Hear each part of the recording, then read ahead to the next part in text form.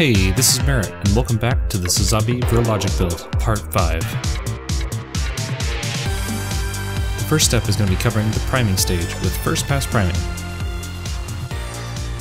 Just as a friendly reminder, please take care of your eyes and lungs. Use a respirator and goggles when painting. For my first round of primer, I'm going to use Alclad 2 Gray Primer and Microfiller. This is a great primer to use for a first pass. It's already pre-thinned and will help fill in the surface imperfections. It also hardens really solid. Fun fact though, I did learn that over time the thinner may evaporate. I noticed the change in viscosity, so I just thinned it a bit with Mr. Color leveling thinner. I also made the mistake of spraying too far away from the surface and ended up with a fuzzy texture on the surface. Now, this wasn't really a big issue. I was already planning on having to do a round of sanding, gap filling, and priming, and that's exactly what I did. Now we are in the gap filling and sanding phase. I primarily use superglue to fill these areas in and sanding them after they dried. If you're impatient with the superglue, you can also use some superglue kicker to help it cure faster. Now I think for the most part I found most of the scratches, nicks, and surface imperfections. Now on to the second pass priming. For this stage I wanted a smooth finish, so I ended up using Mr. Surfacer 1200 primer, thinned with Mr. Color leveling thinner. This combination helps smooth out the surface really well. As you can see, I tested the strength of the primer on the surface with some Tamiya masking tape. I'm pretty confident in its strength now. If you want a smoother surface here, you can probably use some polishing cloth to get it even smoother. I think I'll be trying this on my next build. Once everything is primed, I moved on to the metallic components. After identifying which ones were going to be metallic, those parts received a coat of Alclad 2 Gloss Black Primer. This will provide a very glossy surface to help the metallic paint shine. Next, I did an assembly test. I'm pretty confident in the primer adhesion. No scratches or peeling at all.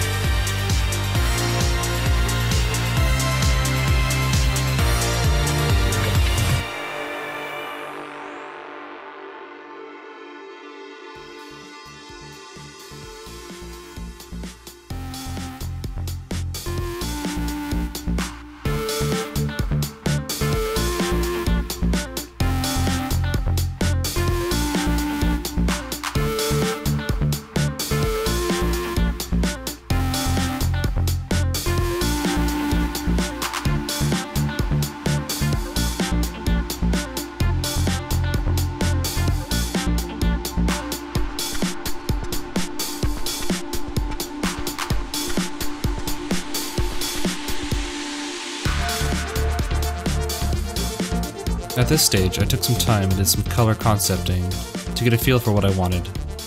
I did some testing in Photoshop and ended up with a scheme reminiscent of the camphor, with the saturated blues and accents of orange, white, grays, and metallics. For the metallics, I ended up picking a range of Alclad 2 metals, including airframe aluminum, dark aluminum, stainless steel, and duraluminum. I'm pretty happy with the results so far. I think in the future I'm going to experiment with using some polishing cloth to try and buff and align the metal pigments. I think that'll get a higher shine. I then sealed the metallics in with Alclad 2 Aqua Gloss. This will protect the paint and keep the high shine. The whites and yellows were pretty simple. For white I'm using Mr. Color FS 17875. For yellow I'm using Mr. Color Character Yellow and Alclad Transparent Yellow. I sprayed the character yellow first and added a slight gradient with the transparent yellow to increase the yellow saturation on the edges. Now the blues. I ended up using a custom mixed color for the primary blue. The base is 40% Mr. Color Bright Blue, 40% Light Blue, and 20% Sky Blue. This was also used as a base for the lighter and darker versions. The light blue was 25% of the mixed blue, 25% light blue, 25% white, and 25% bright blue. The dark ended up being about 90% of the mixed blue and 10% of the intermediate blue. To begin, I ended up spraying a quick coat of Mr. Color White FS 1785 to brighten up the base, and then pre-shaded with Mr. Color Intermediate Blue. I'm thinking about getting a new airbrush with a thinner needle, although maybe I just need some practice.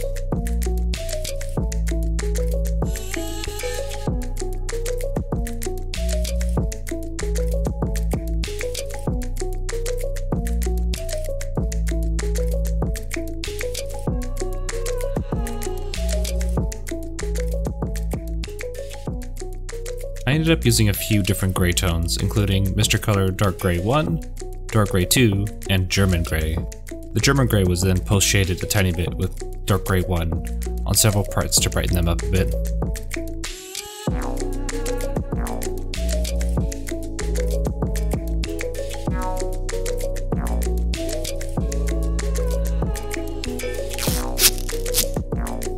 Ugh, now the masking.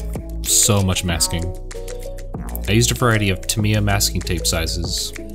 For some of the masking, I also used some parafilm. To make sure I removed some of the glue from the tape, I've been laying it down on the cutting mat and lifting it 3 or 4 times and help prevent the masking tape from lifting paint from the surface. Now, I will say I struggled a bit around this point. I was getting some paint lifting up after removing the masking tape. It could have been a few things, including some surface imperfections like oil on my skin or dust between the priming and painting stage. I could also have been spraying too far from the model and the paint curing before it hit the surface. It could also have not been thinned enough. The imperfections were minor enough on this project that I could repaint them or hide them with some weathering. Most of the paint, however, was fine. Also during this process, I did some hand painting, but I'm not super happy with the results. Definitely a skill I need to work on in the future. Now, next up is a few Photo-Etch parts. We carved these gaps out in part 4 of the series. I just used a tiny dab of super glue and dropped these Photo-Etch parts in place. And be more careful than I was. The glue can very well react with the paint, so be careful.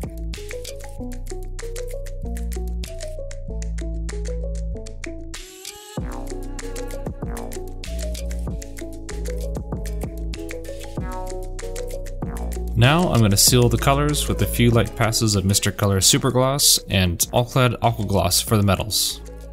I'm pretty happy with everything for the most part. I'll also be using some Molotel Chrome paint on a few minor details before moving on to decals, panel lining, and some minor weathering. Please check back next time for the conclusion, Part 6. Later.